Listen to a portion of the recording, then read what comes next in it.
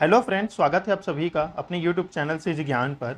दोस्तों, इस वीडियो में हम अर्थव्यवस्था से संबंधित सामान्य ज्ञान के कुछ महत्वपूर्ण प्रश्न देखेंगे जो कि आपके छत्तीसगढ़ प्री बीएड और डीएड के लिए इंपॉर्टेंट होगा, क्योंकि इस टॉपिक से दोस्तों 1 से 2 प्रश्न अर्थव्यवस्था से आपके एग्जाम में पूछा जाता है और 1 से 2 प्रश्न आपके करंट अफेयर से भी पूछा जाता है इसी टॉपिक से। तो 1 से 2 प्रश्न जो है आपके सामान्य ज्ञान होता है, तो जरूर देखिए, आपके लिए बहुत इंपॉर्टेंट होगा। 20 जो सामान्य ज्ञान का आपका प्रश्न आता है उसमें आप बांटिएगा तो 3 से जो 4 है वो आपके इतिहास है, अर्थव्यवस्था है 3 से 4, 2 से 3 संविधान है, 2 से 3 भूगोल है। इस प्रकार से प्रश्न पूछा जाता है और कुल 20 प्रश्न पूछा जाता है। तो चलिए, ये अर्थव्यवस्था से संबंधित प्रश्न होगा, इसका आंसर आप बताइएगा कमेंट में। पहला प्रश्न देखिए, 11वीं पंचवर्षीय योजना में निरूपित समावेशी विकास निम्नलिखित में से किस एक को सम्मिलित नहीं करता है?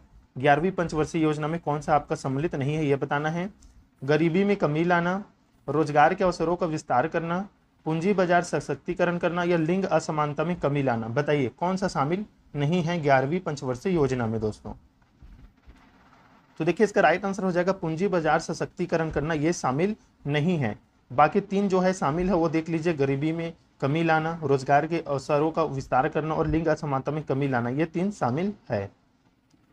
दूसरा देखिए, दूसरा प्रश्न, किस पंचवर्षीय योजना के दौरान आपातकाल लगाया गया था? तीसरी, चौथी, पांचवी, छठवीं। मोस्ट इंपॉर्टेंट प्रश्न दोस्तों।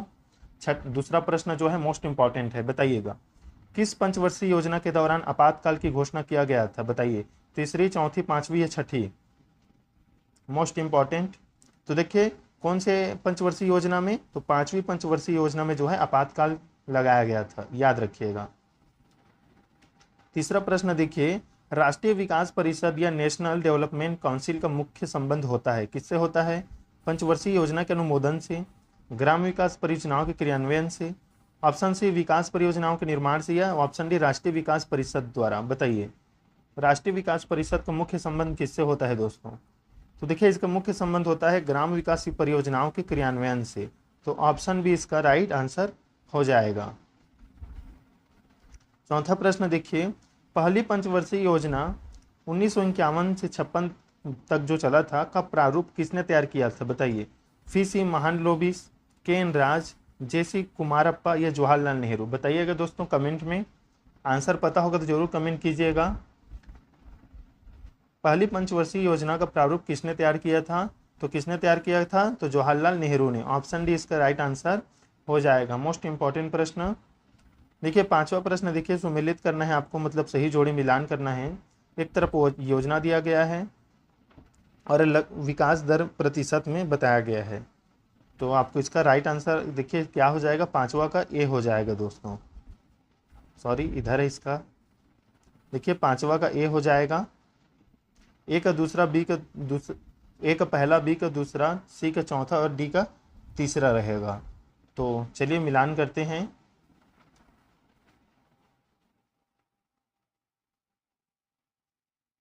देखिए, 2.1%, यह ऐसा रहेगा। जो सातवीं है, सातवीं योजना, उसमें विकास दर था 5% और 11वीं में 9%। इसे याद रखिएगा, इस तरह से रहेगा। ये स्क्रीनशॉट ले लीजिएगा, आपके लिए बहुत ही ज़्यादा इम्पॉर्टेंट है। चलिए छठवां प्रश्न देखते हैं। इसमें भी सुमेलित करना है। ये एक तरफ योजनाएं दिया गया है और दूसरी तरफ प्राथमिकताएं दिया गया है कि जो योजना थी वो किससे जुड़ी हुई थी।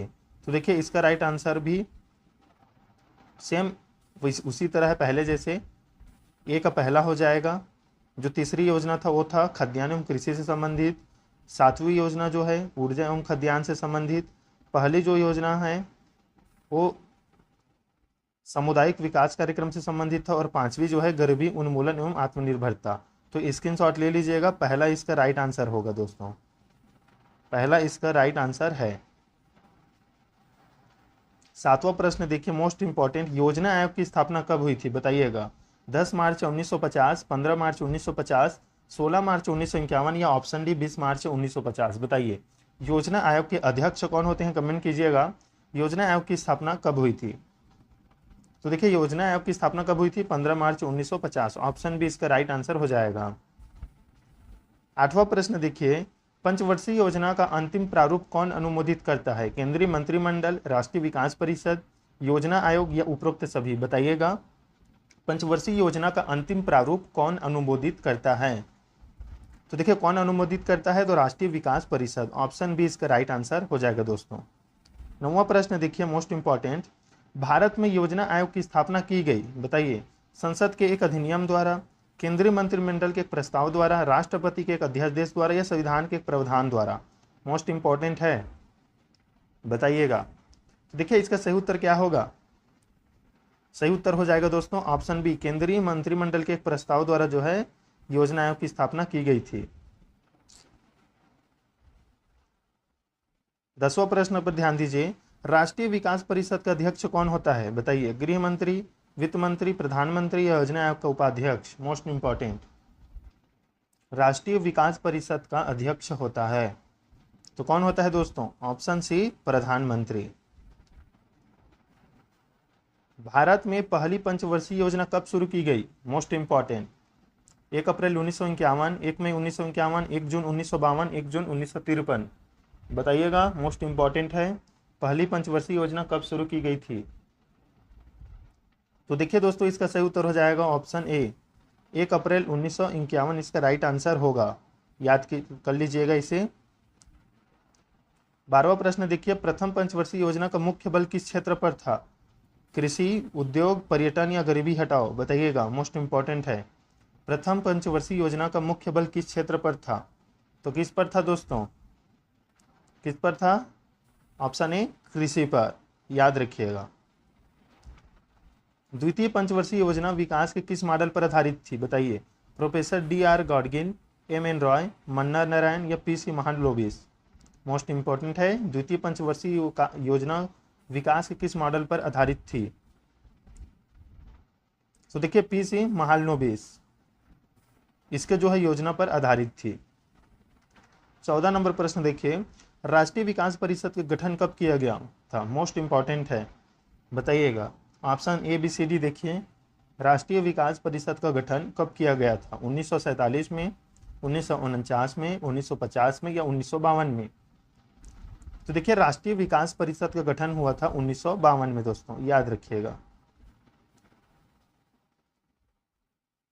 निम्नलिखित में से किस इस्पात कारखाने की स्थापना द्वितीय पंचवर्षीय योजना के दौरान की गई? राउरकेला, भिलाई, दुर्गापुर या ये सभी? मोस्ट इंपॉर्टेंट है, बताइए। द्वितीय पंचवर्षीय योजना के दौरान जो कारखाने स्थापना किया गया था, स्थापित किया गया था, उनका नाम क्या है? तो देखिए उनका नाम क्या है? राउरकेला, भिलाई और दुर्गापुर। तो ऑप्शन डी इसका राइट आंसर हो जाएगा, ये सभी। याद रखिएगा इन सभी का जो है निर्माण किया गया था द्वितीय पंचवर्षीय योजना के दौरान। भारत में योजना अवकाश था, बताइए। भारत में योजना अवकाश जो प्लानिंग हॉलीडे है वो था, वो कब था दोस्तों? तो 1966 के सूखे के बाद। ऑप्शन बी इसका राइट आंसर हो जाएगा, याद रखिएगा। 17 नंबर प्रश्न देखिए, गरीबी हटाओ तथा आत्मनिर्भरता की प्राप्ति किस योजना का मुख्य उद्योग निर्धारित किया गया था? बताइए। किस योजना का? गरीबी हटाओ और आत्मनिर्भरता, चौथी, पांचवी, सातवीं, इनमें से कोई नहीं। तो देखो हमने पहले ही भी देखा है, पांचवी योजना में गरीबी हटाओ को जो है महत्वपूर्ण रखा गया है पांचवी पंचवर्षीय योजना में। 10वीं पंचवर्षीय योजना के अंतर्गत कितने प्रतिशत वार्षिक विकास दर निर्धारित किया गया था? तो कितने प्रतिशत दोस्तों? 8%। ऑप्शन सी इसका राइट आंसर हो जाएगा। मोस्ट इंपॉर्टेंट प्रश्न है दोस्तों सभी। 12वीं पंचवर्षीय योजना की अवधि है, बताइए। 2002 से 2007, 2005 से 2010, 2012 से 2017 या इनमें से कोई नहीं? तो देखिए इसका राइट आंसर हो जाएगा 2012 से 2017 जो है 12वीं पंचवर्षीय योजना की अवधि है। 20वां प्रश्न देखिए, 12वीं पंचवर्षीय योजना में कितने प्रतिशत वार्षिक वृद्धि दर निर्धारित करने का प्रस्ताव किया गया है? तो देखिए इसका राइट आंसर है 8.2%। भारत सरकार में नीति आयोग की स्थापना निम्नलिखित में से किसका स्थान लेने के लिए की गई है या की है? बताइए। नीति आयोग की स्थापना, मोस्ट इंपॉर्टेंट। तो देखिए नीति आयोग को अब योजना आयोग के नाम से जाना जाता है। दोस्तों कमेंट में बताइएगा योजना आयोग के अध्यक्ष कौन होते हैं? 12वीं पंचवर्षीय योजना का मुख्य उद्देश्य क्या है दोस्तों, बताइए। समावेशी विकास और गरीबी न्यूनीकरण, समावेशी एवं धारणीय विकास, बेरोजगारी घटाने हेतु धारणीय एवं समावेशी विकास, या ऑप्शन डी तीव्रतर धारणीय एवं ज्यादा समावेशी विकास। मोस्ट इंपॉर्टेंट 22 नंबर प्रश्न। तो देखिए इसका राइट आंसर हो जाएगा 12वीं पंचवर्षीय योजना का मुख्य उद्देश्य तीव्रतर धारणीय एवं ज्यादा समावेशी विकास है।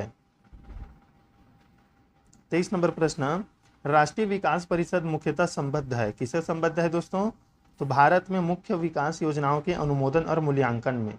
मोस्ट इंपॉर्टेंट है ऑप्शन सी, याद रखिएगा। भारत में मुख्य विकास योजनाओं के अनुमोदन और मूल्यांकन में जो है राष्ट्रीय विकास परिषद जो है संबंधित है।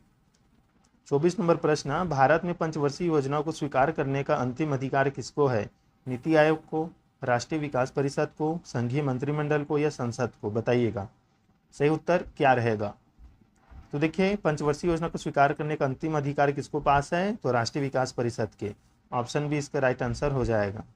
25 नंबर प्रश्न देखिए, नीति आयोग की संरचना से संबंधित सही युग्म को चुनिए। सही युग्म को हमें चुनना है, तो इसका सही उत्तर हो जाएगा दोस्तों ऑप्शन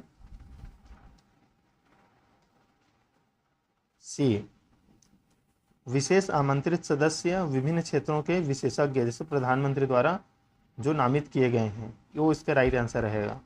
26 नंबर प्रश्न देखिए, कौन सा कथन नीति आयोग का उद्देश्य नहीं है, तो देखिए कौन सा नहीं है, तो ऑप्शन सी नहीं है, राज्य स्तर पर योजनाएं बनाने के तंत्र को विकसित करना, ये नहीं है।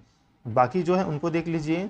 नीति आयोग का उद्देश्य सशक्त राज्य से सशक्त राष्ट्र का निर्माण, सहकारी संघवाद को समृद्ध करना, और ऑप्शन डी आर्थिक प्रगति से वंचित रहे वर्गों पर विशेष ध्यान देना। ये जो ए, बी और डी है ये नीति आयोग का उद्देश्य है, याद रखिएगा। नहीं है तो ऑप्शन सी नहीं है। भारत में सबसे अधिक संगठित उद्योग है, बताइए। वस्त्र उद्योग, चीनी उद्योग, इस्पात उद्योग, या उपरोक्त में से कोई नहीं।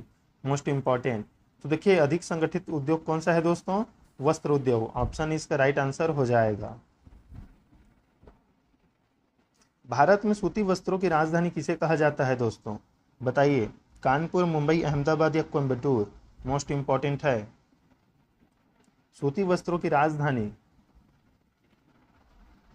इसका आंसर आप कमेंट कीजिए दोस्तों।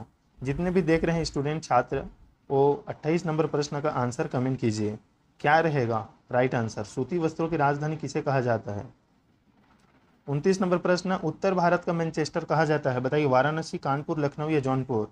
मोस्ट इंपॉर्टेंट, तो देखिए उत्तर भारत का मैनचेस्टर कानपुर को कहा जाता है दोस्तों। ऑप्शन भी राइट आंसर होगा। इस वीडियो का लास्ट प्रश्न दोस्तों, पूर्व का बोस्टन किसे कहा जाता है। मोस्ट इंपॉर्टेंट, पूर्व का बोस्टन किसे कहा जाता है, कानपुर, अहमदाबाद, मुंबई, या उपरोक्त में से कोई नहीं। तो देखिए पूर्व का बोस्टन किसे कहा जाता है, ऑप्शन बी अहमदाबाद को, याद रखिएगा। ऑप्शन बी इसका राइट आंसर हो जाएगा। तो देखिए दोस्तों हमने 30 महत्वपूर्ण प्रश्न देखा, जिसमें एक का आंसर आप कमेंट में जरूर बताइएगा। अगले वीडियो में आएंगे आपके लिए छत्तीसगढ़ प्री बीएड और डीएड के लिए मोस्ट इंपॉर्टेंट प्रश्न के साथ। तो जरूर चैनल को सब्सक्राइब कर दीजिएगा, अपने दोस्तों के साथ शेयर कीजिए। प्ले लिस्ट दोस्तों, कमेंट आया था प्ले स्टोर नहीं प्ले लिस्ट, मैंने प्ले स्टोर नहीं बोला है, प्ले लिस्ट बोला है। तो प्ले लिस्ट पर जाइए, वीडियो अपलोड है, वहाँ पर आप देखिए, चैनल पर जाकर सभी वीडियो अपलोड है। तो टॉपिक वाइज देखते चलिए आपके एग्ज़ाम से पहले। तो दोस्तों मिलते हैं नेक्स्ट वीडियो में, तब तक के लिए धन्यवाद।